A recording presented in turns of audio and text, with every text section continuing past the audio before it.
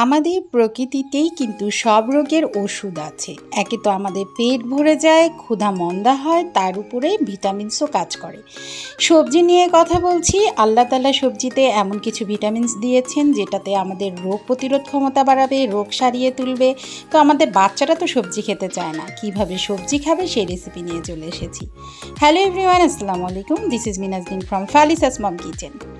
আজকের রেসিপি আমি একটা নুডলসের রেসিপি দেখাবো। এর আগেও আমি নুডলসের রেসিপি দেখিয়েছি, তো আজকে সবজি নুডলসের রেসিপিটা দেখাবো। আমি আলু কুচি করে নিয়েছি, গাজর, পাতাকপি আর মটরশুঁটি। আমি সবগুলো সবজি আগে খাবার পানি দিয়ে সুন্দরভাবে এটা বয়েল করে নিব। ভাজাভুজি করে দিলে অনেক সময় দেখা যায় যে পেটে গ্যাস করে, তো সেই ক্ষেত্রে যদি আজকের রেসিপিটা ফলো করে বাচ্চাদেরকে সবজি দিয়ে নুডলস করে দেন, গ্যাসের সমস্যা থাকবে না, সেই সাথে তারা ভিটামিনসও পেয়ে যাচ্ছে। আমি একটু লবণ দিয়েছি। 1 বছরের নিচে বাচ্চাদেরকে কিন্তু অবশ্যই লবণ দেবেন না। 50% সবজিটা সিদ্ধ হয়ে আসলে আমি মটরশুঁটিটা দিয়ে দিচ্ছি। মটরশুঁটির গুণাগুণ সম্পর্কে আমাদের অনেকেরই অজানা।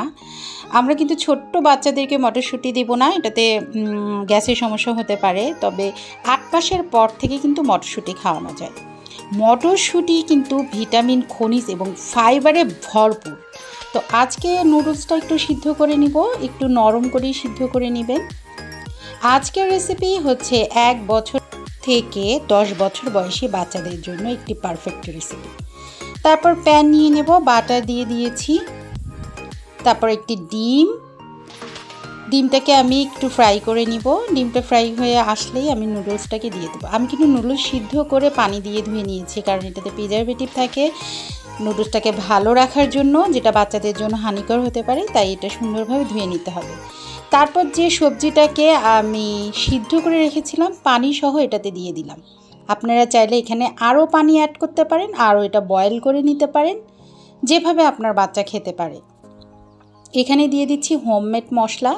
আমি নুডলসের মশলা নিয়ে আবার আসবো, খুব দ্রুত আসবো। আমার চ্যানেলে চোখ রাখুন। মটরশুঁটিতে যে প্রচুর পরিমাণে ফাইবার আছে, যেটা হজমে উন্নতি করে, কোষ্ঠকাঠিন্য দূর করে, আর যার ফলে কিন্তু স্বাস্থ্যের উন্নতি ঘটে এবং খাওয়ার রুচি বাড়ে। Vitamin A, B1, B6, K এবং C ভিটামিনে কিন্তু ভরপুর মটরশুঁটি। গাজর নিয়ে কিছু বলছি না, আলু নিয়েও কিছু বলছি না, কারণ এগুলো নিয়ে অনেকবার অনেক রেসিপি দিয়েছি, বিস্তারিত বলেছি। আজকে মটরশুঁটিটা নিয়ে বলছি, কারণ মটরশুঁটিটাও কিন্তু আমাদের বাচ্চাদের জন্য জরুরি। যেহেতু বাচ্চারা নুডলস পছন্দ করে, সবজি পছন্দ করে না, সবজি খেতে চায় না, তো নুডলস দিয়ে যদি এইভাবে সবজিটা রান্না করে দেন তাহলে কিন্তু তারা সবজিটা খাবে এবং সবজি খেতে খেতে একটা অভ্যাসে পরিণত হবে। সেক্ষেত্রে আপনাদের জন্য বাচ্চাদের ভিটামিনসের যে ঘাটতি সেটা পূরণ হয়ে যাবে। এছাড়া মটরশুঁটিতে আরও অনেক ভিটামিনস আছে, যেমন ম্যাগনেসিয়াম, ফসফরাস, পটাশিয়াম, আয়রন সহ আরও অনেক খনিজ পদার্থ। তো আজকের মতো বিদায় নিচ্ছি, আবার দেখা হবে নতুন কোনো রেসিপিতে। সে পর্যন্ত আল্লাহ হাফেজ।